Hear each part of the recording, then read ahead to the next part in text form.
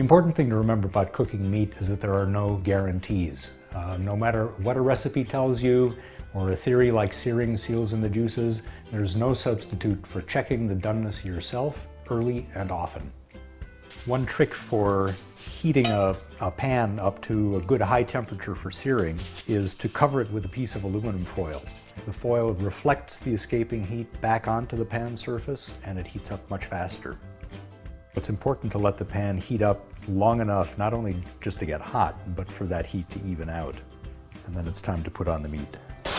It helps to push down on the meat as it's cooking to increase the contact between the meat surface and the pan surface, which is going to get that browning, that searing going even faster and more evenly, because some parts will shrink away from the surface and those parts won't get as brown as the rest. Searing meat actually makes it more likely that you're going to end up with a less juicy piece of meat because it's a very high temperature process. So searing a piece of meat is a good idea, not because it seals in the juices, but because it creates great flavor.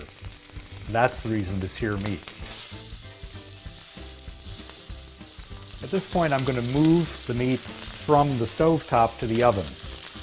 We do want to cook the outside of the meat at a high temperature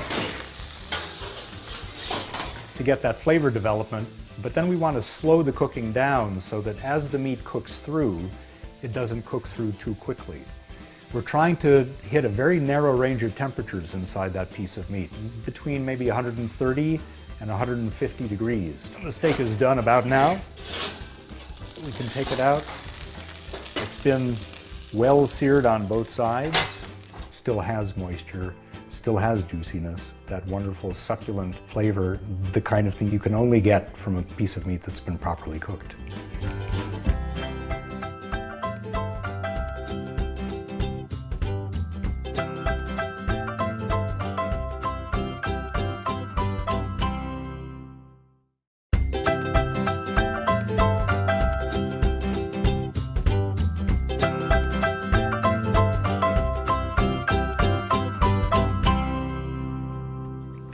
No matter how wonderful the food is that we buy, by the time we actually get around to cooking with it, it's been sitting around for a while. And when food sits around, its surfaces suffer because they've been in contact with the air.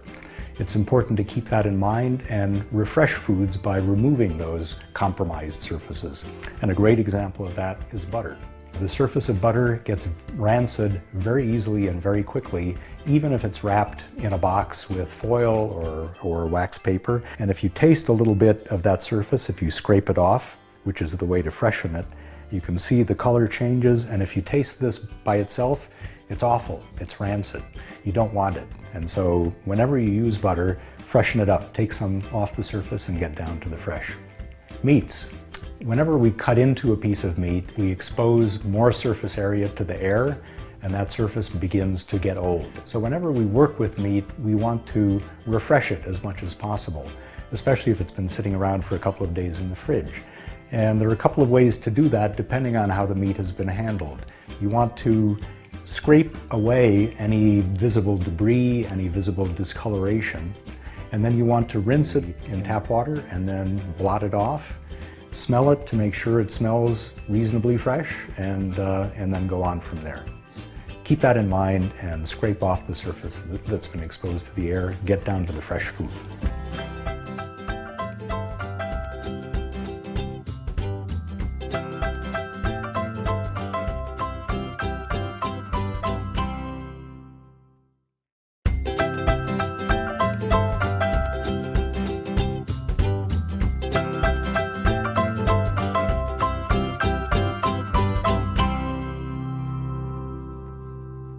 Cooking pasta. Usually that means filling a huge pot with lots and lots of water, waiting forever to bring that water to the boil, putting the pasta in and having it stick as it goes in and having to wrestle it apart. None of that is really necessary. Instead, you can simply take dry pasta, put it in a not that large a pot, add not that much water to it, just enough to cook it. Because the water is cold, it's not going to stick. Spread it apart, put it on the stove, and in 10-15 minutes it'll be just as good as when it's done the old-fashioned way.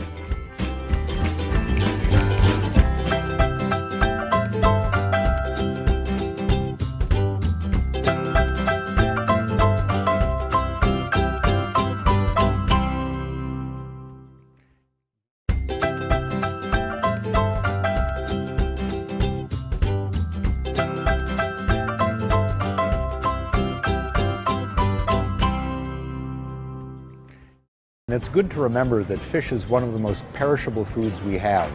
So it's important to take some extra care when you pick it out. If you're buying pieces of fish, you want them to look as moist and fresh as possible, with no gaping between the segments of the fish muscle. If you possibly can, get fish whole.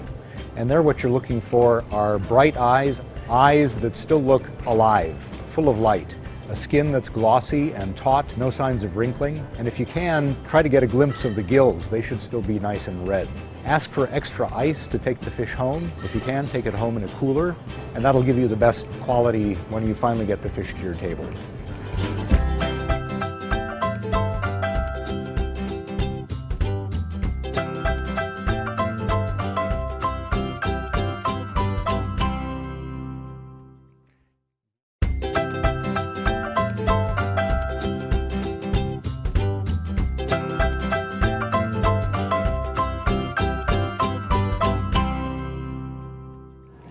I'm here at the market buying vegetables, and there are some great looking mushrooms and eggplants. Those are notoriously leaky vegetables. They lose a lot of water when you cook them. But it turns out that you can use that to make two very different kinds of dishes. So I'm going to grab some, take them home, and let's see what we can do. Mushrooms and eggplants are especially wet, porous vegetables. And there are various ways you can deal with that. I want to show you two. The standard one is to put them into a very hot pan with a fair amount of oil. The vegetables took up all the oil I gave them. The pan is nice and hot. There aren't too many vegetables. There's plenty of oil to lubricate them. And so they're sauteing nicely. So the vegetables are just about done. They're going to have a wonderfully full, rich flavor. We've cooked these the way most books tell you to cook vegetables like this, not letting them stew in their own juices. Now I'm going to cook these leaky vegetables in a way that most cookbooks tell us not to see what happens. So I'm going to crowd this pan with these vegetables. Most cookbooks tell us not to do that, but in fact you can get something very useful and interesting to happen if you do. That's a crowded pan. The pan is cold. I haven't started heating it yet. I haven't put any oil in yet. I'm just going to put the lid on and turn on the heat. So these vegetables are stewing in their juices, just as cookbooks warn us against. It turns out that's not such a bad thing. And so what I'm going to do now, I'm going to turn the heat up and leave the lid off. Notice how much they've shrunk.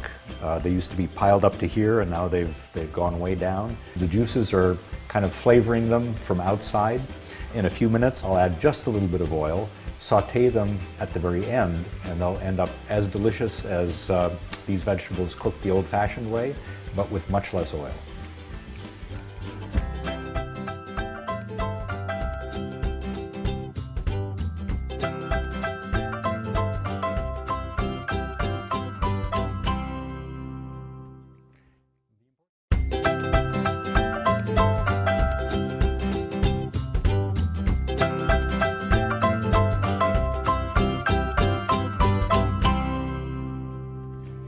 A lot of the vegetables here at the market are really great just boiled.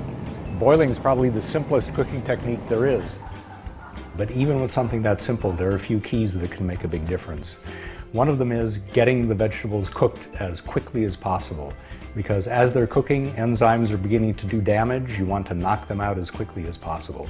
So what that means is starting with a large pot of very hot water at a rolling boil. The vegetables are going to cool the water down, and you want it to come back to temperature as quickly as possible. You also want to add a fair amount of salt, because that's going to help prevent the vegetables from leaching out a fair amount of their nutrients and their flavor. Then we add the vegetables, put the lid back on, but ajar, because you don't want the pot to boil over. Okay, the beans are done. We're going to take them out. Okay. Of course, you notice they're freshly cooked. They're steaming. Steaming means that they're losing moisture. You can prevent that moisture loss simply by coating them with something that's waterproof, and that's a little bit of oil or butter. That prevents wrinkling, and it keeps the moisture and the goodness inside the beans.